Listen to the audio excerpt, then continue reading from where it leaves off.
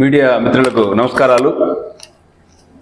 మొన్నటి రోజున చిత్తూరు జిల్లా పుంగనూరు నియోజకవర్గంలో చంద్రమాకులపల్లి పంచాయతీ కృష్ణాపురం గ్రామంలో రామకృష్ణ నాయుడు అనే తెలుగుదేశం పార్టీ సానుభూతిపరుడైన కుటుంబం పైన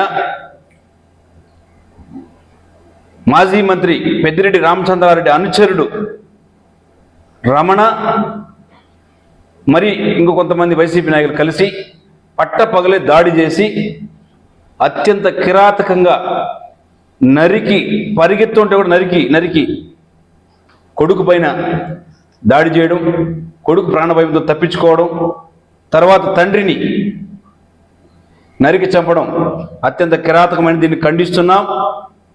ఇలాంటి ఘటన పుంగనూరు నియోజకవర్గంలో ఆనాడు ప్రతిపక్ష నాయకుడిగా ఉన్న చంద్రబాబు నాయుడు గారు ప్రజల వద్దకు వస్తే అల్లర్లు సృష్టించి గొడవలు ప్రేరేపించి 1000 మంది పైన కేసులు పెట్టిన దాఖలాలు ఉన్నాయి. కానీ ఈనాడు కూటమి ప్రభుత్వం అధికారంలోకి వచ్చి చంద్రబాబు నాయుడు గారి పరిపాలనలో కక్ష సాధింపులు ఉండకూడదు, సోదరభావంతో ఉండాలి, శాంతి భద్రతలు కాపాడాలనే ఉద్దేశంతో కక్ష సాధింపులు కూడా దూరంగా పెట్టి ప్రశాంత వాతావరణం ఉండాలని చెప్పేసి పరిపాలిస్తుంటే ఇది వారు దీన్ని అలుసుగా తీసుకొని పట్టపగలే దాడికి ప్రేరేపించినటువంటి నీచమైన సంస్కృతి వైసీపీ ప్రభుత్వం, వైసీపీ పార్టీ నాయకులది.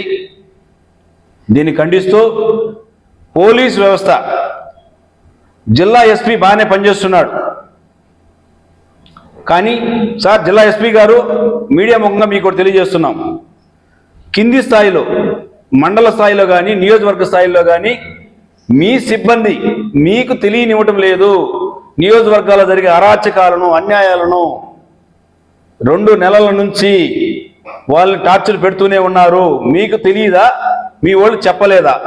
దానిపైన ఎన్క్వైరీ వేసి సీని సస్పెండ్ చేయడం కాదు, ఉద్యోగం నుంచి అతను తొలగించాలని చెప్పేసి డిమాండ్ చేస్తూ, అదేవిధంగా వెంటనే ప్రభుత్వ చర్యలు చంద్రబాబు నాయుడు గారు, లోకేష్ బాబు గారు, ఈ జిల్లా మంత్రులు, ఎమ్మెల్యేలు, జిల్లా అధ్యక్షులు, జిల్లా నాయకులు అందరూ కూడా ఆ యొక్క బాధిత కుటుంబానికి అండగా నిలిచి వెంటనే చర్యలు తీసుకొని ఎవరైతే హత్య చేశాడో వెంకటరమణ ఇమీడియట్గా అరెస్ట్ చేసి స్టేషన్లో పెట్టడం జరిగింది. మిగతా వారిని కూడా ఈ రోజు అరెస్ట్ చేయడం జరుగుతుందని చెప్పేసి కూడా తెలియజేస్తూ, ప్రజలకు ఎప్పుడు ఈ ప్రభుత్వం